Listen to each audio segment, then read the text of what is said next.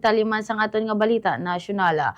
Nagasalig naman ang House Prosecution Panel nga magapresentar sa gihapon sa insakto ang isyu sang confidential funds ni Vice President Sara Duterte bisan pa nga hindi pagtugutan nga ipresenta ang bangkag tax records ni kagiban pa nga mga financial records ni Duterte. Una na nga naghinyo ang House Panel sa impeachment court nga mag-issue sang sabpina para sa financial records ang Vice Presidente nga ipresenta sa masunod nga simana. Suno kay House Prosecutor Representative Bill Zamora, bastante na ang ebidensya sang House Panel agud suportahan ang aligasyon sang irregularidad sa paggamit ni Vice President Sara sang iya confidential kag intelligence funds.